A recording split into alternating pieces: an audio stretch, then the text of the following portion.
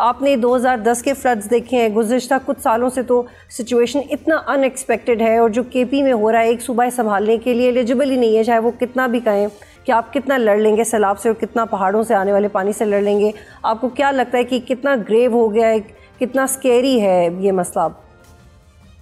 I think एक सबसे ज़्यादा इम्पोर्टेंट चीज़ है बतूल के this comes on top of everything else. मतलब अगर हम देखें, जायज़ा लें कि सैलाब आने से पहले केपी सूबे के हवाले से देखें कि दहशतगर्दी के हवाले से, मिलिट्री ऑपरेशंस के हवाले से एक इतना ख़राब सिचुएशन के जाहिर है उसकी वजह से Pakistan second terrorist most difficult terrorist state बन चुकी थी।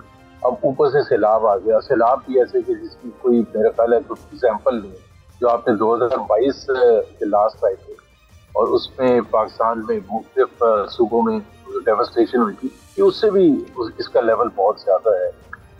एक तो ये this is a reflection of climate change, जो कि मेरा ख्याल है सब निशानदेही करते रहे हैं। पाकिस्तान की अपनी हुकूमत करती रही है, प्रेजेंट रजीम भी करती रही है।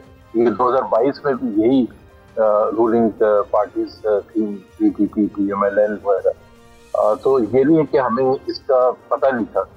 बहुत सी छोटी छोटी चीज़ें हैं जो हम मेरा ख्याल है अपनी तरफ से, जो क्लाइमेट चेंज है वो तो दिस रियलिटी, और पाकिस्तान जाहिर है उसको कोप करने के लिए उसको इंटरनेशनल इदारों की, इंटरनेशनल दूसरे ग्लोबल पावर्स की मदद चाहिए। विदाउट दैट पाकिस्तान इसको नहीं ओवर। बिल्कुल। और जुबैर साहब, यहाँ पे मैं चाहती हूँ कि एक नुक्ता ऐड किया जाए। एक रिपोर्ट के मुताबिक 2050 तक पाकिस्तान को सिर्फ फ्लड्स से तकरीबन $60 अरब का नुकसान हो सकता है। क्लाइमेट रिस्क इंडेक्स में ये इसकी वजाहत की गई है। और जैसे कि आप ये कह रहे थे कि इंटरनेशनल इदारों से मदद लें, ऑलरेडी यूनाइटेड नेशंस के कवानीन में और जो दीगर जो लेंडर्स हैं उनकी ऐसी पॉलिसीज़ हैं कि वो ममालिक जो कि इफ़ेक्ट हो रहे हैं क्लाइमेट चेंज से, वो अपना एक कोटे के तहत जो भी उनका नुकसान होता है क्लाइमेट चेंज के बाद वो उसकी भरपाई कर सकते हैं, उन पैसों को डिमांड कर सकते हैं। तो एक तुमने देखा कि पाकिस्तान इस हवाले से भी कोई ख़ास प्रोएक्टिवली काम नहीं कर रहा। And on the other hand, जो आप खुद बजट की एलोकेशन करते हो क्लाइमेट चेंज को, आप शायद चंद करोड़ रुपए हैं जो हम पिछले कुछ सालों में देख रहे हैं। फतूल, यही प्रॉब्लम है ना, क्योंकि पाकिस्तान में जो रियल इश्यूज है ना उसमें अब climate change is one of the मेरा ख्याल है टॉप 3-4 चैलेंजेस है पाकिस्तान के लिए। और ये कि आज की बात नहीं, इस फ्लड्स आने से पहले बहुत अर्से पहले ये डिटरमिन हो गया था। प्राइम मिनिस्टर इसका जिक्र कभी कभार जब कॉन्फ्रेंस होती है कोई इस सिलसिले में तो उस वक्त बात करते हैं। जैसे एजुकेशन एक लाइफ लाइन है पाकिस्तान के लिए, तरक्की कर ही नहीं सकता मुल्क जो सूरत हाल है एजुकेशन की। तो हम जो सबसे इम्पोर्टेंट चीजें होती है उसको बिल्कुल पीछे रखते हैं। जब वो आके हिट करता है तो फिर हमें ख्याल आता है कि जी हमारा वार्निंग सिस्टम क्या है, NDMA को आपने ठीक करना है। जो मिनिस्ट्री ऑफ, वहाँ 2 वजीर तो लगाती हैं क्लाइमेट चेंज के, एक मुसद्दिक मलिक हैं, एक खातून है मिनिस्टर ऑफ स्टेट, लेकिन वो भी गिला शिकवा ही करते हुए नजर आते हैं। No plan. मतलब एज अ समवन जो फॉलोज इवेंट्स, मुझे तो नहीं पता कि हुकूमत पाकिस्तान ने क्या प्लान किया। अच्छा जुबैर साहब, यहाँ पे मैं ये ऐड करना चाह रही हूँ कि कल जब हम इसी सूरत हाल पे प्रोग्राम कर रहे थे तो मेरे साथ अली अमीन गंडापुर के तर्जुमान फराज मुगल साहब मौजूद थे, और उन्होंने कहा कि तो ग्राउंड पे तो एक बंदा भी नहीं है, और पहली बात तो हम खुद सेल्फ सफिशिएंट है, हमें पता है हमें अपना सूबा कैसे संभालना है, और कोई बंदा भी मौजूद नहीं है। तो ये जो एक ट्रस्ट डेफिसिट है कि इतनी हंगामी सूरत हाल में भी जो इंट्रा प्रोविंसेस या प्रोविंसेस और सेंटर के दरमियान इस कदर एक एतमाद की कमी है कि तर्जुमान ये बोल रहे हैं कि ना हमें ज़रूरत है और ना कोई मौजूद है, और अगर कोई मौजूद नहीं है तो आपको मज़ीद कोऑर्डिनेशन करने की ज़रूरत है। लेकिन ये जो सेंटिमेंट्स हैं और ये जो इजहार है ये बड़ा डिसअपॉइंटिंग है। एक तो उनका ये कहना कि हमें ज़रूरत नहीं है, बिल्कुल गलत बात है। अगर इनको ज़रूरत नहीं है तो ये फिर ये इसको ओवरकम करने में या उसको प्रिवेंट करने में, मतलब मैक्सिमम डैमेज को कम करने में, तो फिर आपने सारे इख्तियारात इस्तेमाल करने थे।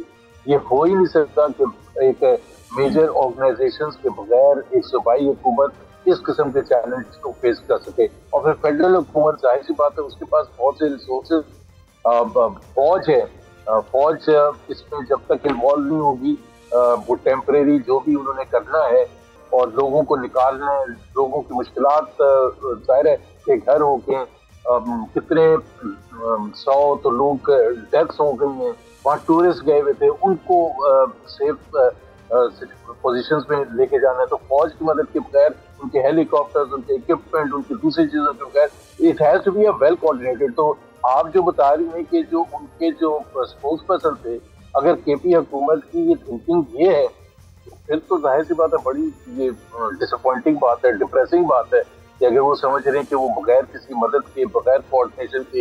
हालांकि जुबैर साहब, हमने ऐसे बहुत सारी मौक़ों पे रिपोर्टिंग भी की हुई है, ग्राउंड पे भी काम किया हुआ है। ये तो ऐसी सूरत हाल होती है जिसमें अपने तई बहुत सारी NGOs काम कर रही होती हैं, जो बहुत नोन नहीं भी होती हैं, जो बहुत मशहूर नहीं भी होती। ऐसे लोग वॉलंटरली काम कर रहे होते हैं और गवर्नमेंट की इन्वॉल्वमेंट के साथ साथ PDMA और NDMA की अलग से एक कोऑर्डिनेशन चल रही होती है।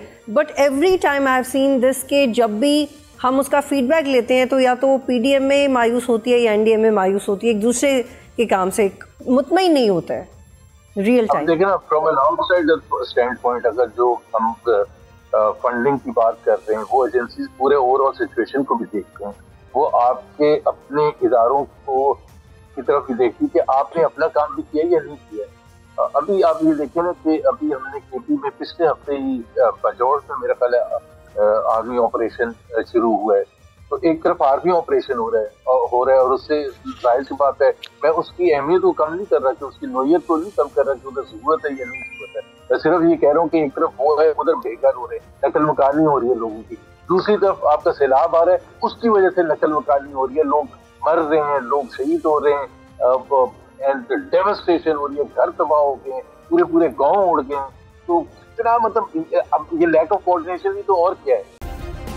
सब्सक्राइब करें और बेल दबाएं ताकि कोई खबर रह न जाए।